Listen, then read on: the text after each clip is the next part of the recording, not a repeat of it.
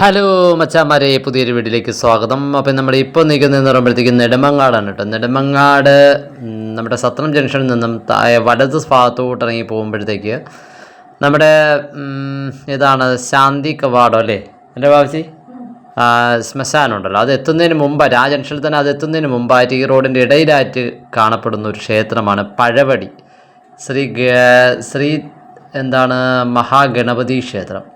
പഴവടി ശ്രീ മഹാഗണപതി ക്ഷേത്രം കേട്ടോ.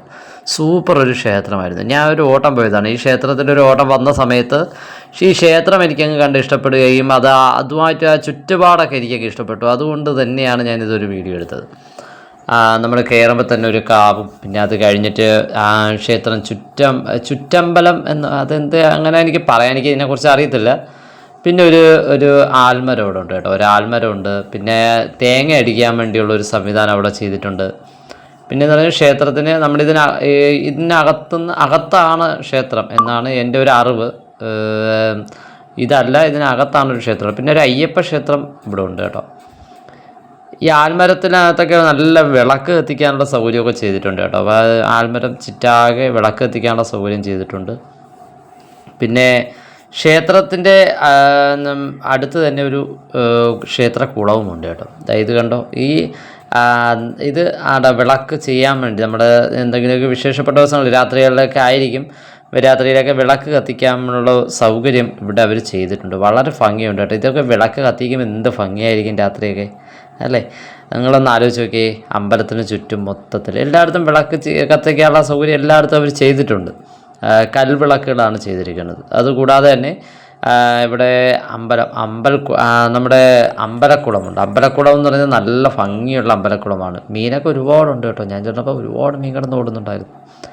അപ്പം അത് കൂടാതെ ആ അമ്പലക്കുളത്തിലോട് ചേർന്ന് തന്നെ ഇവിടെ പൂ കെട്ടിക്കൊടുക്കുന്ന ഒരു ആൻറ്റി ഉണ്ടായിരുന്നു കേട്ടോ. ആ ആൻറ്റി ഇവിടെ അമ്പലത്തിലത്തേക്ക് ആവശ്യമായിട്ടുള്ള പൂ കെട്ടിക്കൊടുക്കുന്നതാണ്. എല്ലാവർക്കും വളരെ സഹായകരമാണെന്ന് പറയുമ്പോൾ ഈ ഏരിയയിൽ പൂ അല്ലെങ്കിൽ നമ്മൾ ഒരുപാട് അങ്ങ് ജംഗ്ഷനിൽ എവിടെയെങ്കിലുമൊക്കെ പോവേണ്ടി വരും.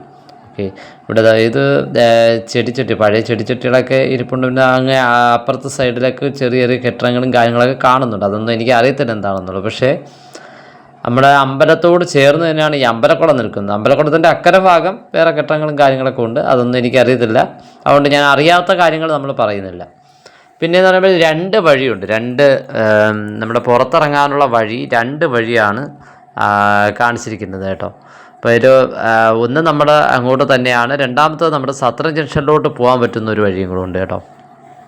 അത് വളരെ വിശാലമായ 2 ഗേറ്റുകളുണ്ട്. പിന്നെ ഓപ്പൺ സ്റ്റേജ് പോലെയൊക്കെ ചെയ്യാനുള്ള സൗകര്യങ്ങൾ ഒരുപാട് ഇവിടെ ചെയ്തിട്ടുണ്ട്. ക്ഷേത്രം വളരെ ഭംഗിയായിട്ട് തന്നെയാണ് ചെയ്തിരിക്കുന്നത്. കൽവിളക്ക് ചെയ്തിരിക്കുന്നിടത്തോട്ട് കയറാനുള്ള സ്റ്റെപ്പ് കാര്യങ്ങൾ അങ്ങനെയുള്ളതെല്ലാം ചെയ്തിട്ടുണ്ട്.